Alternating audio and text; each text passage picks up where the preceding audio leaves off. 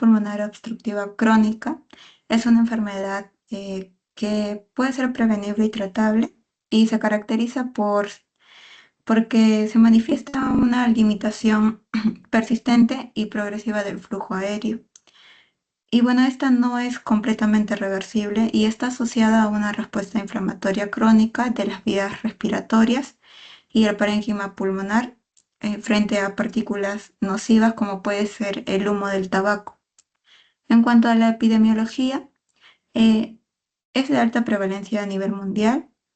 La causa principal es el tabaquismo y también es importante mencionar a los países en vías de desarrollo porque en muchos de estos hay exposición a biomasa y es más frecuente en adultos mayores de 40 años.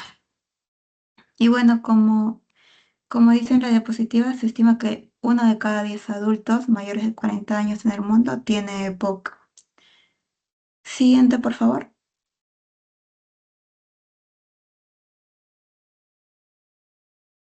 En cuanto a los factores de riesgo, principalmente tenemos el tabaquismo. Otro factor de riesgo viene a ser el humo de la biomasa, la contaminación ambiental, la exposición ocupacional, por ejemplo, la exposición a polvos o químicos, y también el déficit de alfa-1 antitripsina, ya que el déficit del alfa-1 antitripsina va a ser un factor de riesgo porque, o sea, esta proteína lo que normalmente hace es que protege el pulmón al inhibir a las enzimas que degradan el tejido, como por ejemplo la elastasa que proviene de los neutrófilos. Y cuando está disminuida, las enzimas van a actuar sin tener control y van a destruir las fibras elásticas de los alvéolos, y así es que se pierde la elasticidad y puede traer como consecuencia eh, la formación de un enfisema, ¿no? Ya que se va a alterar el flujo aéreo y bueno, se desarrolla el EPOC. Y también algunas infecciones respiratorias en la infancia también es otro factor de riesgo. Bueno, en cuanto al diagnóstico para poder saber si es que un paciente bueno, presenta deficiencia de alfa-1 antitripsina, bueno, podemos observar los niveles, elevaciones leves en las transaminasas, ¿no? Como la TGO y la TGP. Siguiente, por favor.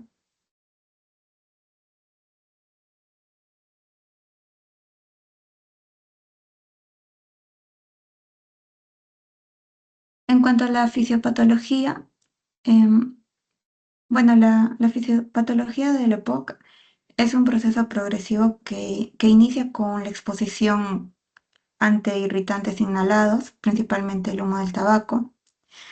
Y bueno, estos agentes lo que hacen es que desencadenan una respuesta inflamatoria en las vías respiratorias y el parénquima pulmonar.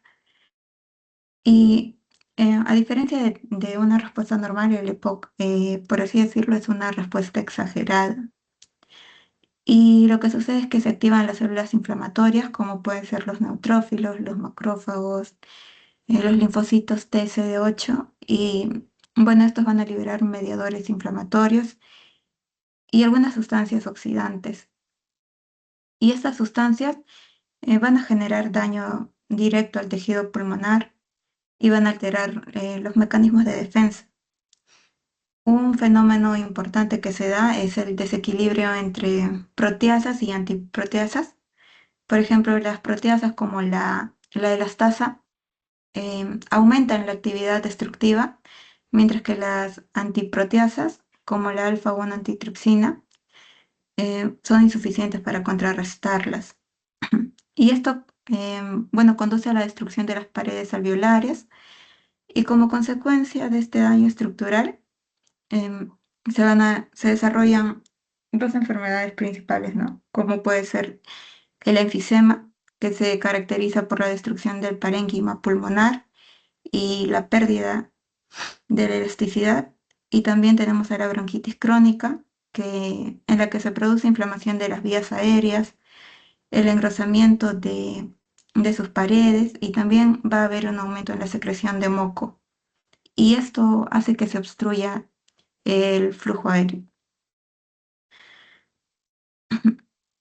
Bueno, estos procesos van a generar mm, una limitación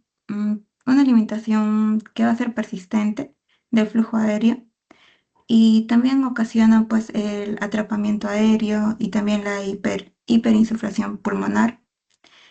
Y esto provoca cambios mecánicos importantes, como puede ser el diafragma se va a ver aplanado y también el aumento del trabajo respiratorio. Y esto explica por qué estos pacientes con EPOC van a presentar disnea progresiva. Y bueno, también se produce una alteración en la relación de la ventilación-perfusión, ya que existen áreas del pulmón que van a recibir flujo sanguíneo, pero que no van a estar adecuadamente ventiladas. Y en algunos casos, bueno, puede conducir pues a una hipoxemia y en etapas avanzadas también se puede retener dióxido de carbono, lo que sería una hipercapnia.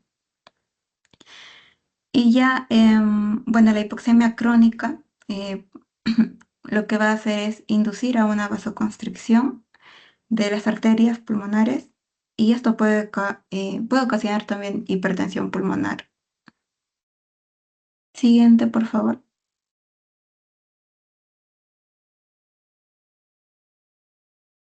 Bueno, la bronquitis crónica, em, la bronquitis crónica va a ser una enfermedad obstructiva y se define por la presencia de la tos productiva crónica em, que se va a dar durante al menos 3 meses al año por 2 años consecutivos.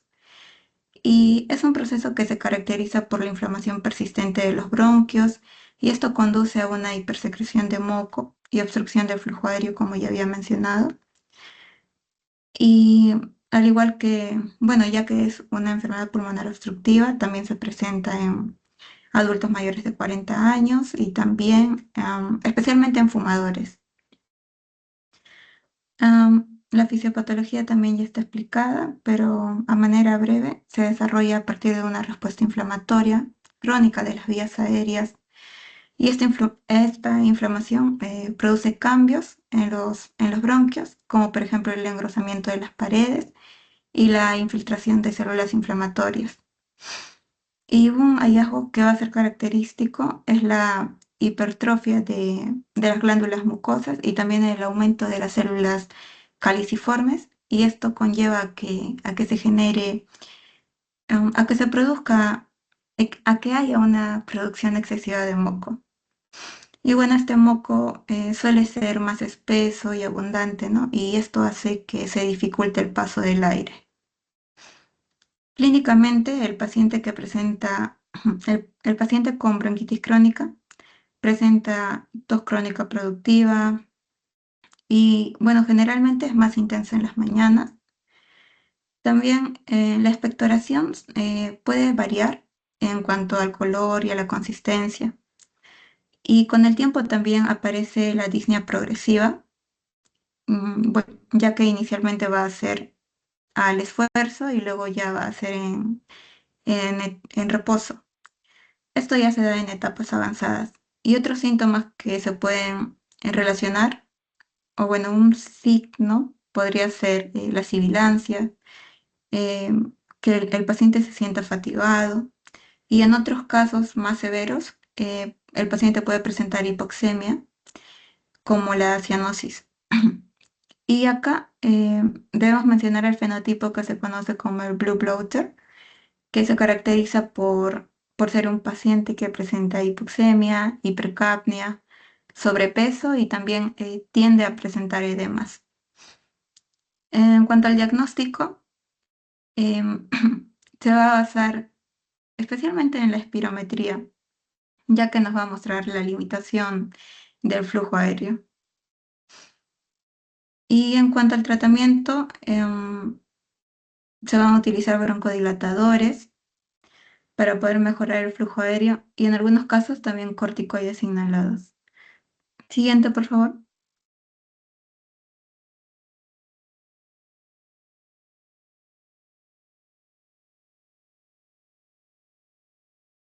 Ya.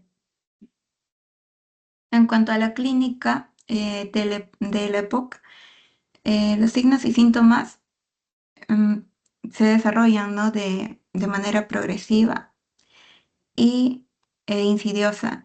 El inicio es insidioso y por eso es que muchos pacientes cuando acuden a las consultas y en cuanto a su diagnóstico es cuando ya están en etapas avanzadas. Y bueno, esta enfermedad se caracteriza principalmente por manifestaciones respiratorias y también hallazgos que reflejan una limitación del flujo aéreo. El síntoma más importante em, es la disnea, que inicia de manera leve, pero con el tiempo progresa. Bueno, esta sensación de falta de aire se debe a que el paciente tiene dificultad para poder expulsar el aire de los pulmones y esto genera atrapamiento aéreo.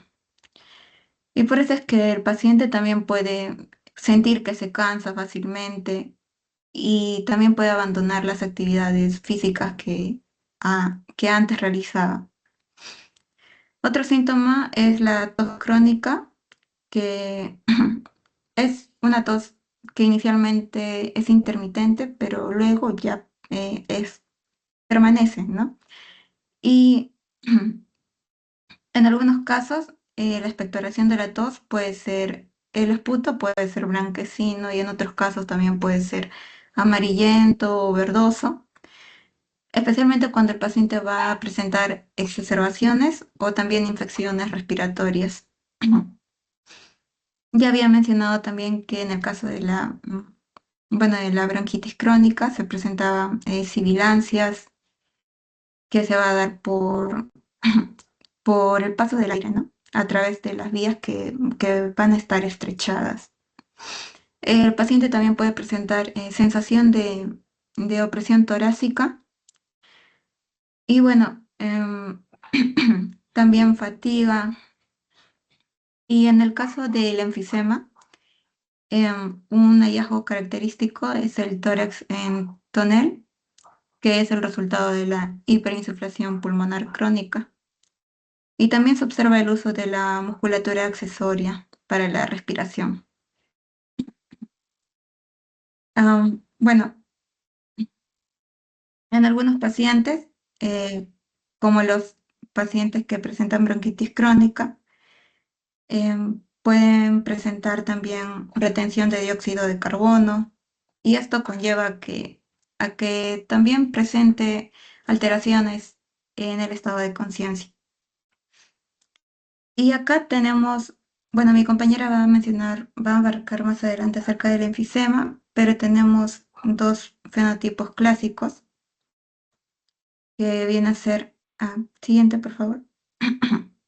Bueno, dos fenotipos clásicos que viene a ser el blue bloater que ya había mencionado, relacionado a la bronquitis crónica, y el pink puffer, que es un paciente que tiene enfisema. La prueba clave para poder realizar el diagnóstico es la espirometría. Bueno, la espirometría, como bien sabemos, es el método diagnóstico que va a permitir medir el flujo de aire y también detectar la presencia de obstrucción. Y el criterio fundamental para poder diagnosticar el EPOC es la relación entre el volumen expiratorio forzado en el primer segundo y la capacidad vital forzada después de la administración de un broncodilatador. Nosotros vamos a tener que enfocarnos en la relación. ¿Cómo está? Si la relación, por ejemplo, los criterios son que la relación sea menor al 70% y la FEF o la BEF, o bueno, el volumen expiratorio forzado en el primer segundo tiene que ser menor al 80%.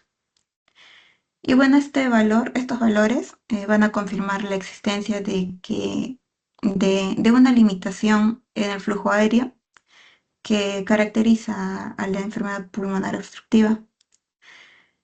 Y bueno, también es importante mencionar que la medición se tiene que realizar después de la aplicación del broncodilatador, ya que esto va a permitir diferenciar la EPOC de otras enfermedades como puede ser el asma, donde un broncodilatador sí es útil y va a hacer que la obstrucción sea reversible. Y bueno, una vez que ya se confirma el diagnóstico de un patrón obstructivo, vamos a tener que categorizarlo según la gravedad.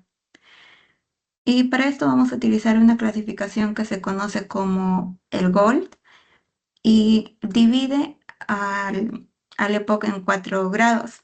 Tenemos al GOLD 1, que es el leve, donde el B es mayor o igual a 80. El GOLD 2 es el moderado. En el moderado, eh, el BEF está entre 50 a 79%. En el GOLD 3, que es el grave, el BEF se encuentra entre 30% y 49%. Y el GOLD 4 ya viene a ser muy grave, donde el BEF es menor al 30%. Y de acuerdo a esta categorización o a esta clasificación, vamos a orientarnos hacia el manejo clínico adecuado. Y otra cosa que también es importante mencionar, es que también se pueden utilizar escalas como, por ejemplo, el grado de disnea con la que viene el paciente. Y bueno, en cuanto a las gráficas, tenemos a la gráfica que viene a ser el de la curva flujo-volumen.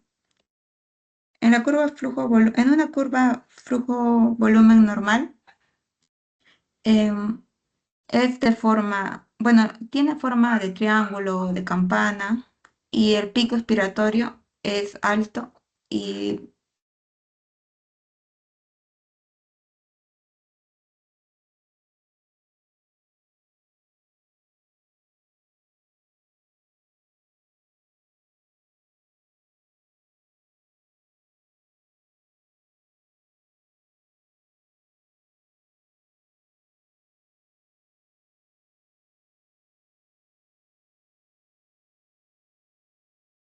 am, ¿se me logra escuchar, doctora?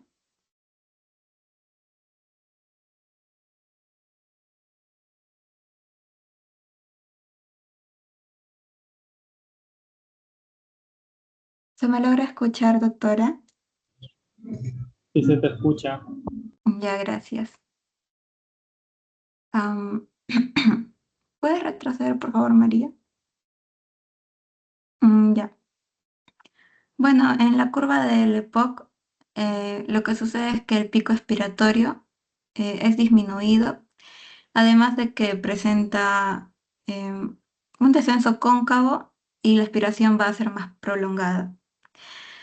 Luego tenemos a la curva volumen-tiempo.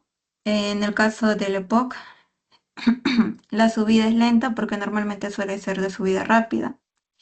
Y normalmente en el primer segundo ya se expulsa casi todo el aire, pero en el EPOC tarda en llegar al volumen máximo. Y otros estudios que nos pueden servir puede ser una tomografía computarizada para poder observar, bueno, en los casos de enfisema. Y también una gasometría para poder corroborar si es que el paciente presenta hipoxemia y también si es que presenta hipercapnia. Siguiente, por favor.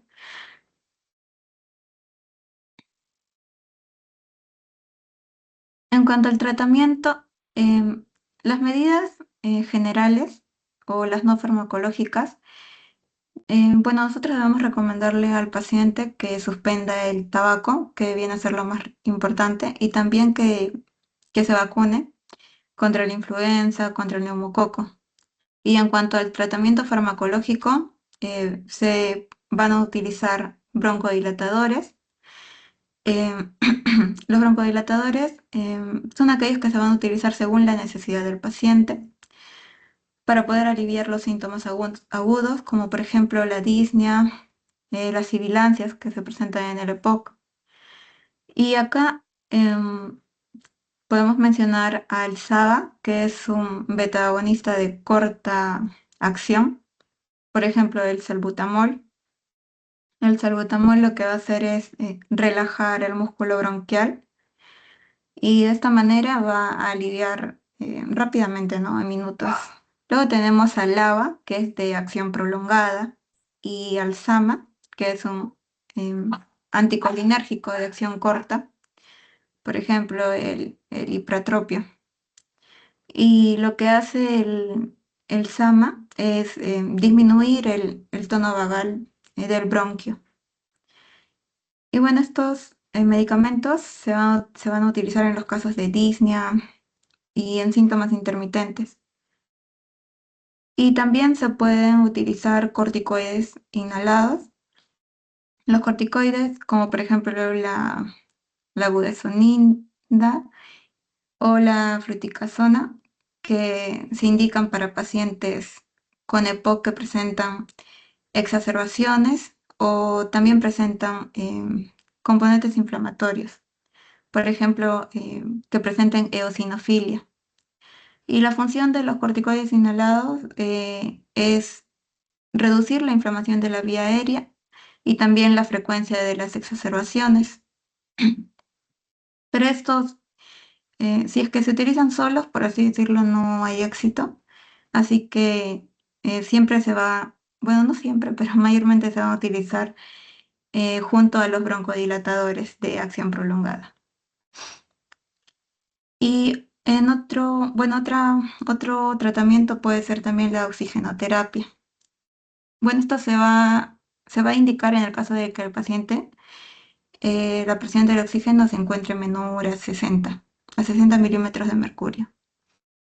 Y cuando presenta exacerbaciones el paciente, también se pueden utilizar antibióticos si es que hubiese infección.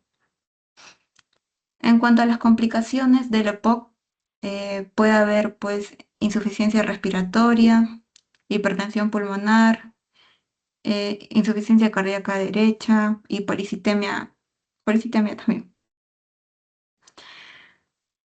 Bueno, acá tenemos un cuadro donde nos indica el tratamiento según el grado de EPOC, si es que fuese leve, moderado o severo. Nos indica si es que fuese, bueno, todos deben evitar los factores de riesgo y también presentar vacunas. Si es que fuese leve, se le indica broncodilatadores de acción corta. Si es que fuese moderado, ya el tratamiento es regular con uno o más broncodilatadores, esteroides inhalados. Y si es que fuese severo, el tratamiento incluye uno o más broncodilatadores, esteroides inhalados, eh, tratamiento con oxígeno también a largo plazo si es que hubiese insuficiencia respiratoria. Siguiente, por favor.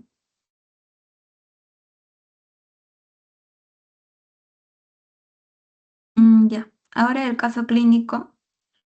Bueno, bueno, a manera de introducción del caso clínico, ya sabemos que el EPOC es una enfermedad que se caracteriza por la limitación del flujo aéreo, ¿no? Y la disnea es el síntoma principal.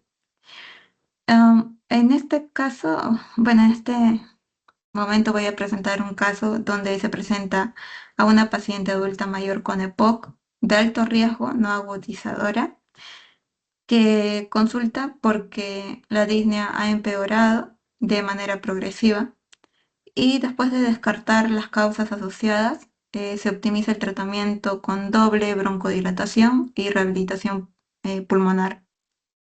En cuanto a los datos de la paciente, es una paciente mujer de 72 años, exfumadora con antecedente de 35 paquetes al año, em, con hipertensión arterial y también presenta dislipidemia. Tiene también diagnóstico previo de EPOC con obstrucción moderada. Siguiente, por favor.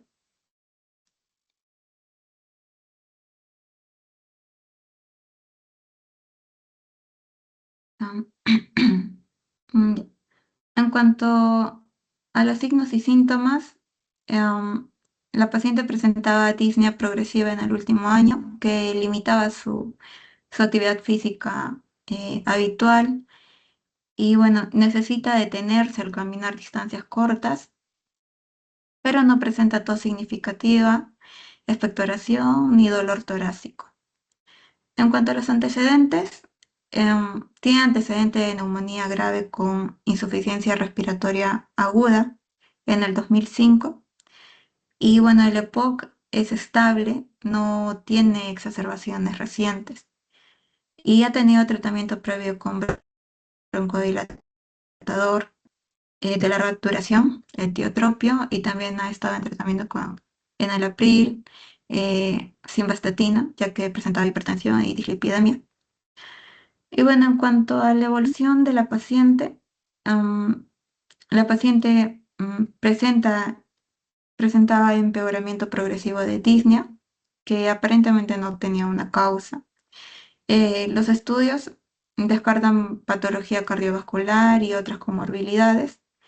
La espirometría nos muestra una obstrucción moderada, no reversible, y también se le realizó una tomografía, pero no encontré la imagen, solo de la radiografía. Bueno, en la tomografía se evidenciaba un enfisema centrolobulillar.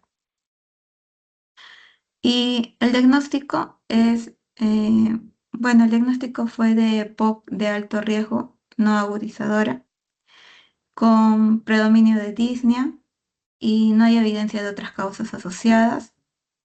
Como vemos al examen físico, bueno, el examen físico se encontró también murmullo vesicular disminuido. Lo demás no está alterado. También se le realizaron exámenes complementarios, como un EKG, el EKG estaba normal. La radiografía no había hallazgos de importancia. Y un ecocardiograma que se muestra normal y el laboratorio nos muestra una hipercolesterolemia leve. Siguiente, por favor.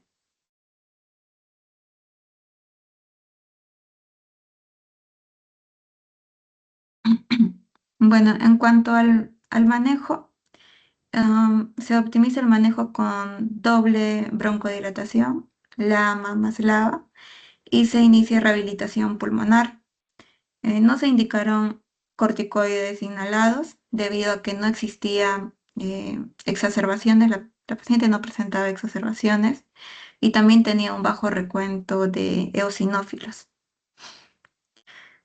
Y bueno, en cuanto al resultado y a la evolución final, después del ajuste terapéutico, ya la paciente presentaba mejoría de la disnea, también ya había recuperado la actividad física habitual que antes realizaba, ya tenía mejor tolerancia al ejercicio y también estaba estable a nivel clínico, ¿no? Y bueno, en cuanto a la conclusión, podemos decir que la disnea en EPOC es un síntoma importante que requiere evaluación integral y seguimiento continuo, y el tratamiento individualizado, enfocado en optimizar la broncodilatación y mejorar la capacidad funcional, nos va a permitir mejorar la calidad de vida del paciente. Y estos son algunos puntos claves que nos menciona también el caso clínico. Nos dice que en pacientes con varios factores de riesgo cardiovascular, como el consumo de tabaco, hipertensión y la dislipidemia, un deterioro en la calidad de vida obliga a descartar el empeoramiento de la patología respiratoria.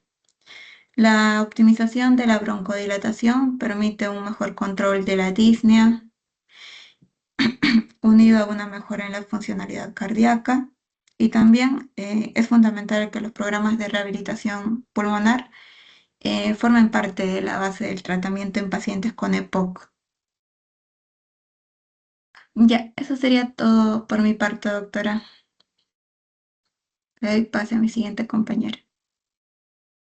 Gracias, doctora.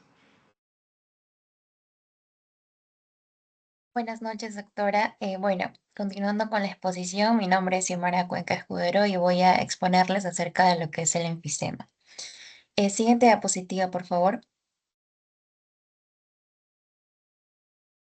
Bueno, para enfocarnos propiamente en lo que es el enfisema, vamos a definir esta enfermedad como una patología que de por sí está incluida dentro de la EPOC y que a menudo coexiste con la bronquitis crónica, ¿no? Aunque ambas patologías tienen mecanismos diferentes y manifestaciones clínicas diferentes. Ahora, hablando del enfisema de por sí, esta enfermedad se va a caracterizar por una dilatación anormal, permanente y que no es reversible de los espacios aéreos distales al bronquiolo terminal.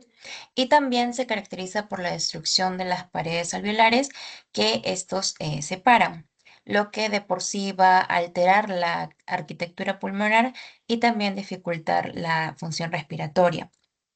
Ahora, anatómicamente el bronquiolo terminal pues marca lo que es el límite entre la vía aérea conductora y el ácido pulmonar, que pues incluye los bronquiolos respiratorios, los conductos y los sacos alveolares, que son pues estructuras importantes o esenciales para el intercambio gaseoso. Entonces, en el contexto de esta enfermedad, estos cambios que suceden afectan a esos espacios aéreos, haciéndolos mucho más grandes, pero ineficientes, lo que pues reduce la capacidad del pulmón para el intercambio gaseoso. Y además de ello, también la pérdida de la elasticidad pulmonar que se da, pues provoca el colapso de las vías aéreas durante la expiración y que a la larga genera el atrapamiento de aire y también alteraciones en la ventilación. El siguiente diapositiva, por favor. En cuanto a la etiología y los factores de riesgo, básicamente el enfisema se va a originar por la combinación tanto de factores ambientales como también la predisposición genética, ya que el principal causante pues es el tabaquismo, ¿no? El humo del cigarro pues contiene diferentes sustancias tóxicas, también radicales libres y agentes oxidantes que pues van a dañar el pulmón y provocar una inflamación crónica. De esta manera, pues se activan macrófagos y neutrófilos que liberan ciertas enzimas proteolíticas como la elastasa, las cuales pues destruyen la elastina y dañan la estructura del pulmón. Además, también el tabaco va a disminuir la acción de las defensas naturales del pulmón, que son las antiproteasas, lo que aumenta el daño. Ahora, por otro lado, también está el factor genético que viene a ser la deficiencia del alfa-1 antitripsina, que pues se da cuando el hígado no produce suficiente cantidad de esta proteína inhibidora de la elastasa, que pues protege el pulmón, lo que permite que pues esas enzimas destruyan a los alvéolos, causando un enfisema mucho más temprano y grave. A esto también se le suman otros factores como son los contaminantes ambientales, como es el polvo, los gases tóxicos y también la biomasa, ¿no? El humo de la leña. Otros factores también que están incluidos es el envejecimiento, ya que pues con los años el pulmón pierde elasticidad y también las infecciones respiratorias repetidas, que pues debilitan de manera progresiva al tejido pulmonar. Siguiente diapositiva, por favor.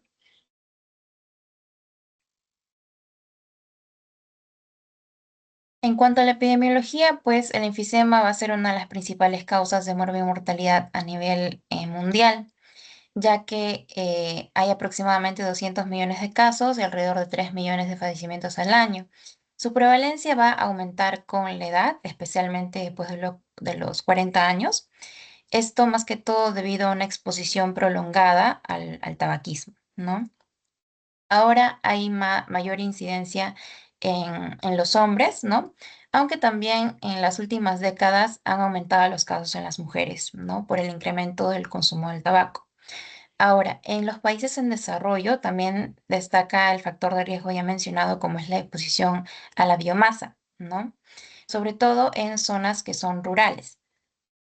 Además también de la mortalidad que provoca el enfisema, también genera discapacidad debido a la dificultad respiratoria progresiva, ¿no? Ahora también, la mayoría de los casos se relaciona así con el tabaquismo, pero un grupo menor también se debe al factor genético, ¿no? Como la deficiencia del alfa-1 antitripsina, que también puede causar el enfisema a edades tempranas, incluso sin haber estado expuestos al humo del tabaco. Siguiente diapositiva.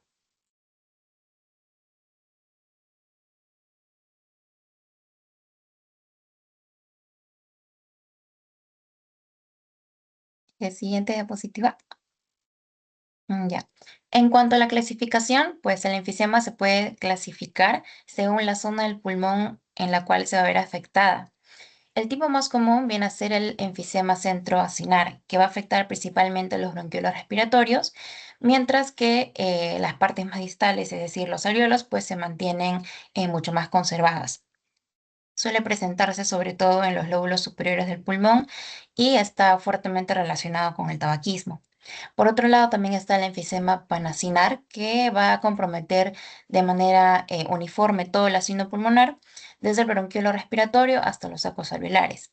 Y este es más frecuente en las bases pulmonares y está más asociado a la deficiencia del alfa-1 antitripsina, por lo que suele aparecer en edades más tempranas. Luego está el enfisema paraseptal, que va a afectar la parte más externa del acino, es decir, cerca de la pleura y de los tabiques interlobuliares, y se va a relacionar con la formación de las bullas subpleurales, que pueden incluso llegar a romperse y provocar un neumotórax espontáneo. Finalmente está el enfisema irregular, que se va a asociar con zonas de cicatrización previa del pulmón y suelen presentar una distribución heterogénea, ¿no? Es decir, afecta a distintas áreas de la SIN. Siguiente diapositiva, por favor.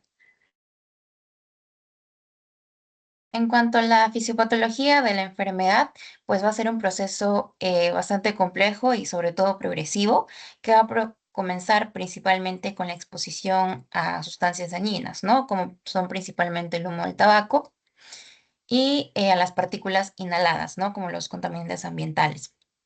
También está el factor genético, obviamente, y pues estas condiciones van a desencadenar la respuesta inflamatoria crónica y persistente, que va a generar lo que son los macrófagos, los neutrófilos y los linfocitos TCD8, que pues van a liberar sustancias proinflamatorias como interleuquina 8 y el factor de necrosis tumoral, también las quimiosinas y las enzimas proteolíticas, que pues van a dañar el tejido pulmonar. Y todo este estado inflamatorio va a producir un desequilibrio entre las proteasas y las antiproteasas.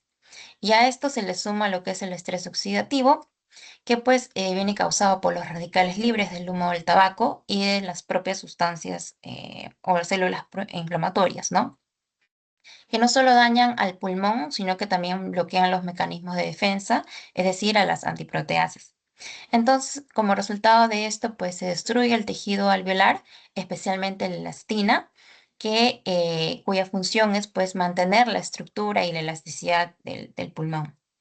Ahora, debido a este daño, pues las paredes de los alvéolos se destruyen de manera irreversible y se forman los espacios aéreos mucho más grandes o también llamados bullas.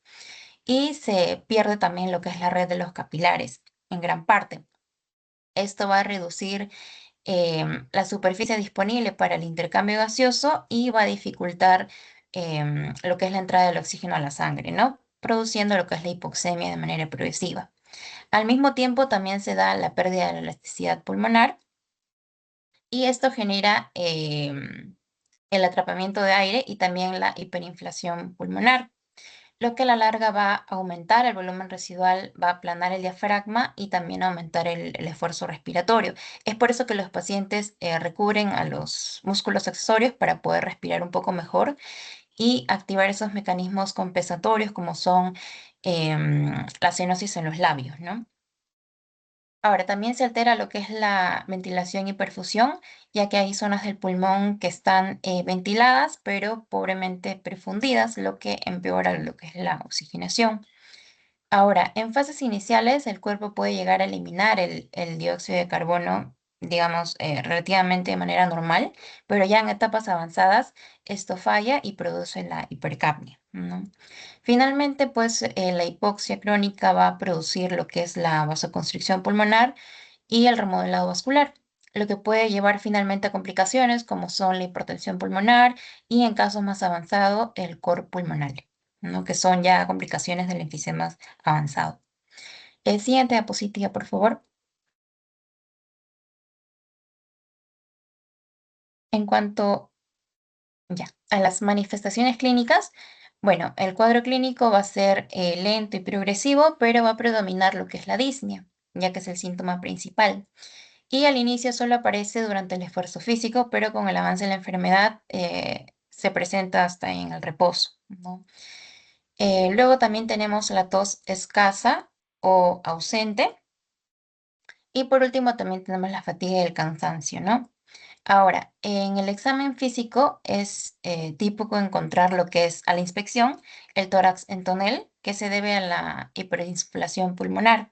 También se observa lo que es la respiración con los labios fruncidos, el uso de los músculos accesorios y también la típica posición ortopnéica que adopta el paciente para poder respirar mejor.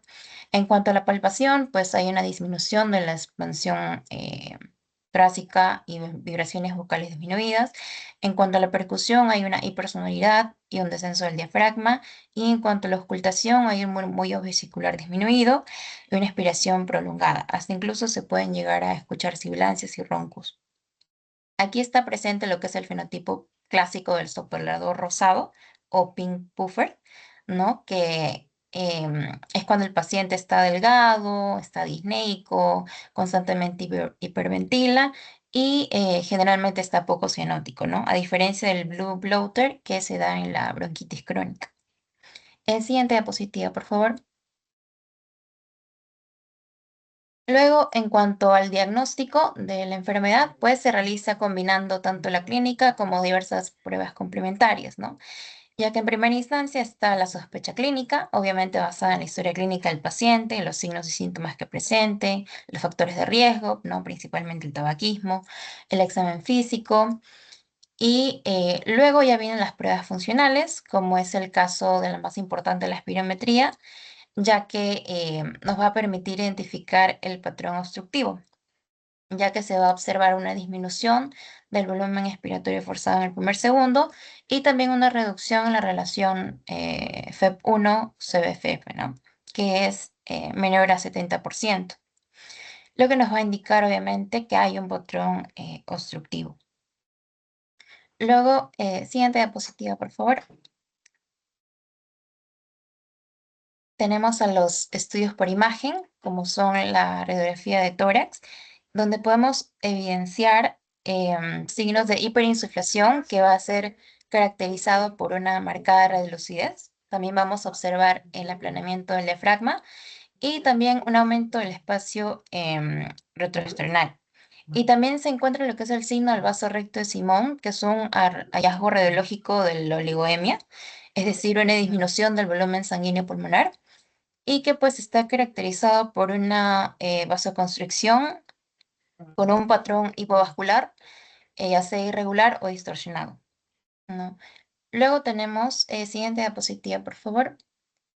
Aquí tenemos a la tomografía, ya, la tomografía computarizada que nos va a mostrar algo mucho más preciso, ya que vamos a poder observar con mayor detalle ciertas zonas dañadas del pulmón, como son áreas hipodensas, también la presencia de bullas y la distribución del enfisema de por sí.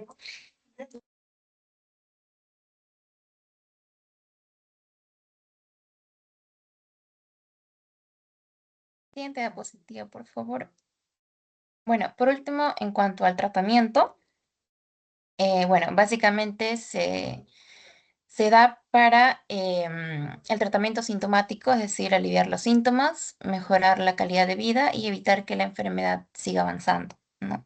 La medida más importante va a ser, obviamente, dejar de fumar, ya que esto puede frenar, pues, el deterioro de la función pulmonar. También está lo que es la rehabilitación pulmonar, es decir, ejercicio físico y entrenamiento para el fortalecimiento de los músculos. Y también por último está la prevención mediante la vacunación contra la influenza y también el neumococo.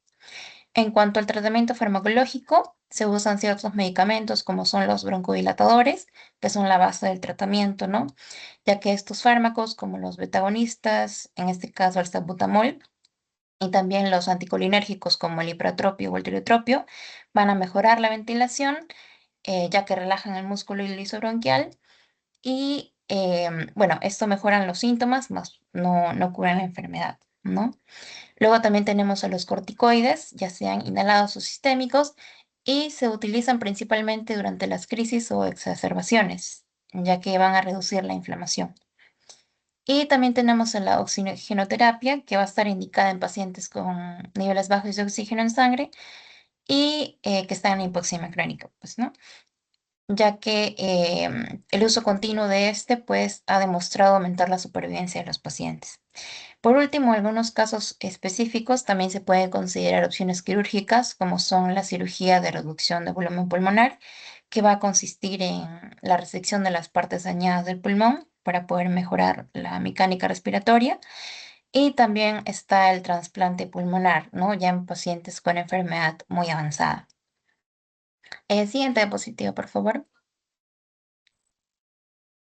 Bueno, por último está el caso clínico, que es de una revista de Barcelona, el libro de casos clínicos de la reunión de POC. Aquí nos menciona un paciente varón de 77 años que pues tiene antecedente de tabaquismo, ya que es un fumador crónico intenso, y que presenta un episodio de síncope mientras se encontraba manejando bicicleta, ¿no? Razón por la cual fue llevado a urgencias. Ahora, el paciente refiere que pues una semana previa a que ingrese al hospital ya tenía un empeoramiento de unos síntomas respiratorios, ya que refiere que tenía tos con expectoración purulenta, ¿no? Lo que nos puede sugerir la presencia de una infección respiratoria. También refería a una disnea que se intensificaba y hacía un grado 2, ¿no? En la escala MRC. También presentaba lo que es la febrícula y pues obviamente el signo más preocupante por el cual ya vino emergencia fue la síncope, ¿no? La pérdida súbita de conciencia. En una evaluación inicial, el paciente pues ya mostraba algunos signos evidentes de una insuficiencia respiratoria grave, ya que tenía una saturación de oxígeno de 70%. Además, su frecuencia respiratoria estaba elevada, ¿no? Tenía 30 respiraciones por minuto y también se observaba cianosis en los labios. En la auscultación, pues se detectó hipofonesis pulmonar, es decir, una disminución de los respiratorios, que es un hallazgo, bueno, típico del enfisema. En cuanto a los estudios de laboratorio, pues se mostró una leucocitosis, es decir, bueno, nos confirma que hay un proceso infeccioso. También habían niveles elevados de proteína C reactiva, ¿no? Lo que nos dice que hay una inflamación. Y en la gasometría arterial, pues se evidenciaba un pH ácido, ¿no? De 7,31, junto con una presión elevada de dióxido de carbono, ¿no? Que se traduce pues en una hipercapnia, ¿no? Lo que pues nos indicaba una insuficiencia respiratoria más una acidosis respiratoria descompensada. Siguiente diapositiva, por favor. Luego, ya, en cuanto a los estudios de imagen, pues en la radiografía de tórax nos mostró hiperinsuflación pulmonar, ya que se encontraba el diafragma aplanado y también había una disposición más horizontal de las costillas. Y por otra parte, también en la angiotomografía nos confirmaba la presencia de un enfisema de tipo centrolobular y también paraseptal, ¿no? Ya que esto pues demuestra que hay una destrucción de las paredes alveolares, ¿no? Y una formación de espacios aéreos anormales. Luego también uno de los aspectos importantes de este caso es que había compromiso del corazón como consecuencia de la enfermedad pulmonar. Y lo que nos confirmaba pues la presencia de una hipertensión pulmonar, ya que en la ecocardiografía se observó una presión pulmonar elevada, ¿no? De 60 milímetros de mercurio. Además, también se evidenció que el ventrículo derecho no estaba funcionando adecuadamente y pues todo esto fue compatible con lo que es el cor pulmonale, que es una alteración del ventrículo derecho, ¿no? Causada justamente por la enfermedad pulmonar.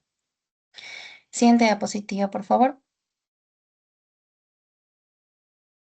Por último, en cuanto al diagnóstico, pues se concluyó que el paciente sí tenía un EPOC de tipo enfisematoso, ya en fase grave, que pues actualmente ya estaba en una exacerbación aguda, probablemente de origen infeccioso por los estudios realizados anteriormente, y pues también tenía insuficiencia respiratoria, la hipertensión pulmonar y obviamente el cor pulmonar, ¿no? Que indicaba la afectación del corazón derecho.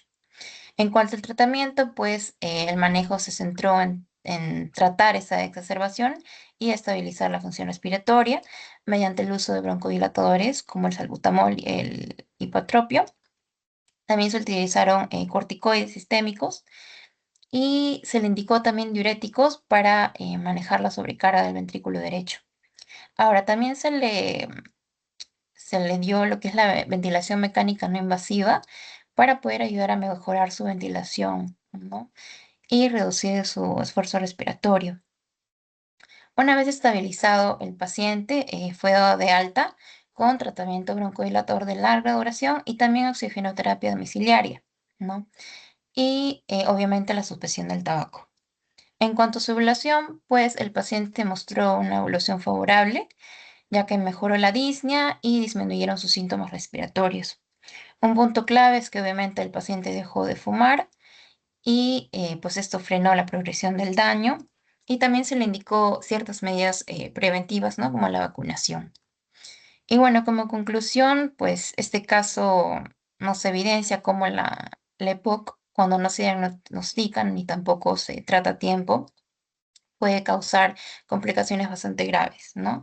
Y por eso es importante realizar un diagnóstico temprano, ya sea mediante la espirometría o en personas que de por sí ya tengan factores de riesgo como el tabaquismo, ya que pues eso nos puede ayudar a dar un tratamiento oportuno para poder evitar esas complicaciones que ya se dan en fases más avanzadas. Y bueno, eso sería todo por mi exposición, doctora. Muchas gracias. Gracias, doctora. Bien, preguntas, doctores, dudas que hayan tenido. Bueno, a ver, doctora, ¿cuál es el mayor factor de riesgo para EPOC o para enfisema? Tabaquismo, doctora. ¿Cómo, doctora? Es el tabaquismo, doctora. Ajá, muy bien. El tabaquismo para ambos es el mayor factor de riesgo. Algunos pacientes también van a desarrollar cuando son expuestos a biomasa tipo humo de leña, pero el tabaquismo va, va ganando, ¿no? Por eso los pacientes cuando les dicen fuma y le dicen sí, tienen que sacarle el índice de paquete de año para que ustedes puedan ver si tiene riesgo o no de hacer EPOC. ¿Por qué me interesa? Como ya han visto, las doctoras ya han explicado. Estas enfermedades pueden evolucionar hasta la insuficiencia respiratoria crónica, invalidando al paciente. Entonces, es importante que se puedan captar de manera oportuna. Algunos pacientes vienen asintomáticos, pero con el antecedente de haber fumado. Entonces se le hace una espirometría de control, ¿no? A ver si hay reversibilidad o no, si hay obstrucción o no. Si no hay en ese momento, pues hay que seguir en el tiempo, porque estos pacientes se van a volver pronto intolerantes al ejercicio. Entonces, y no solo eso, sino hay repercusión en varias partes del sistema y uno de los que más repercute es en el corazón, haciendo el core pulmonar, que son estadios muy avanzados. Tratamiento de base para un EPOC, un enfisema son broncodilatadores, diferente a un asma, ¿no? Que son los corticoides inhalados. Eso es importante que lo puedan recordar. ¿Alguna otra pregunta, duda, doctores?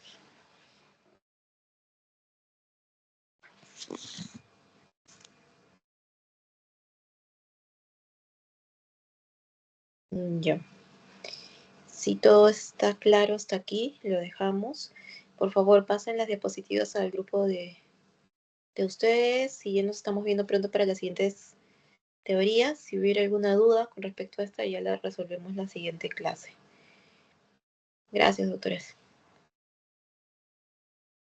Buenas noches, doctora. Gra- Gracias, doctora. Gracias.